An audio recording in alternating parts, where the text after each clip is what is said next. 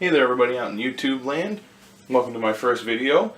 I decided to pick up a cheap Craigslist computer and I'm going to show you how to make a decent budget build with very little money. And for the overview, it is a Cooler Master case, and I'll show you the side and open her on up.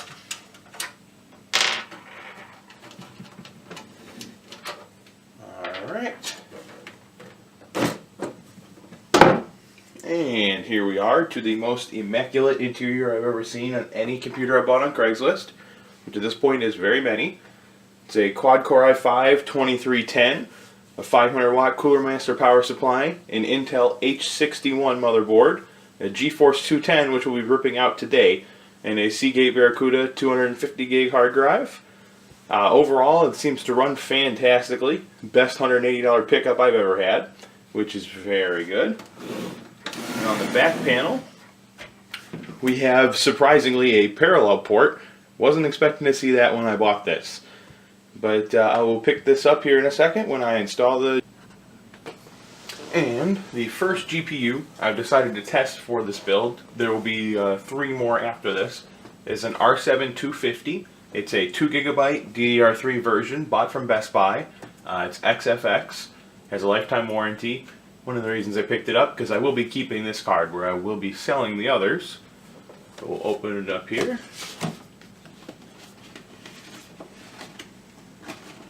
Maybe we'll be opening it up here. There we go.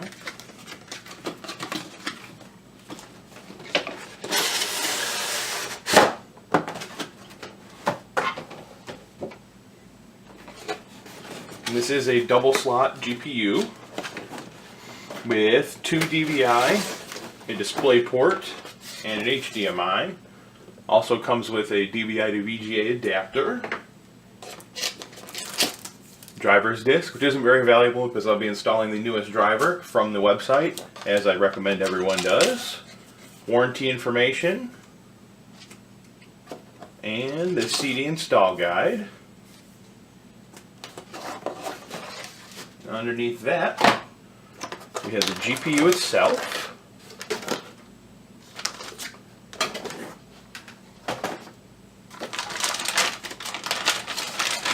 Pull it out of its anti-static bag. And there we go. Single fan, giant heat sink, and all the ports. We'll take off the plastic covering. Trying not to touch the PCI connectors. Okay. Alright. Now, time to remove the old card.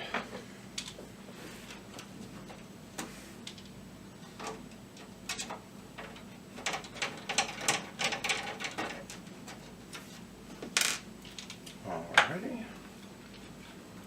Pull the lever on the back of the PCI Express slot and pull.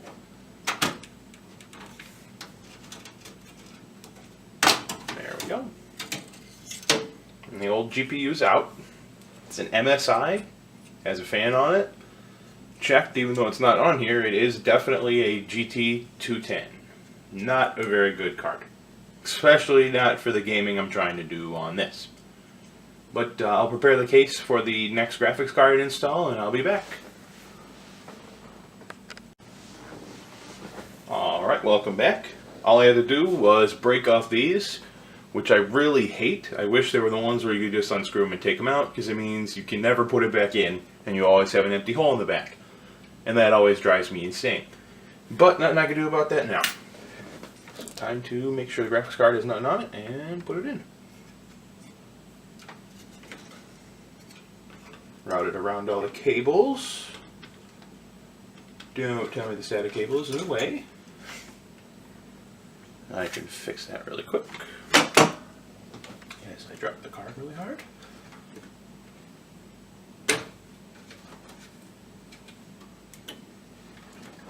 Oh.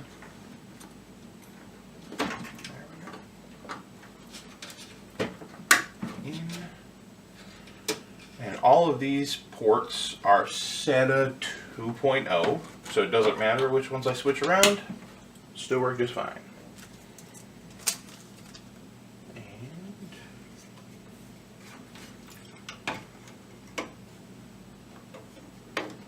Slide it in. Make sure it's lined up into the PCI Express slot and push it in. And there we go. She is fully seated. Kind of like this manual switch instead of having a lock in. Because that means if you don't turn it and you pull the GPU out, you're not going to rip out your PCI Express slot, which is always a good thing. And for right now, I'll only be screwing it in with one screw because this case only had one in it.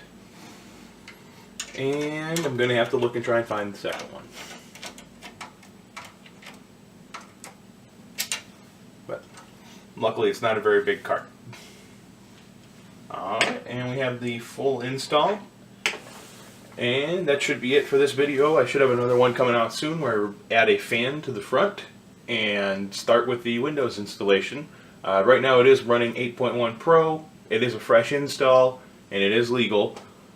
So I don't know if I will leave that install or if I'll do what I do anyways and deban the hard drive and start over from scratch. But we will find out and I will tell you about it in the next video. Also, just realized I didn't put in the PCI Express power connector. So I'm going to do that right here as a little add-on. Just requires a 6-pin PCI Express. Pop that on in, till you hear a click, and you are good to go. Now I'm going to end the video, and I'll see you next time. Well, fun times here on YouTube. Adding on to the last video, I just tried to boot it up, and it booted up perfectly fine with the GT210. But this is what it does with the new card.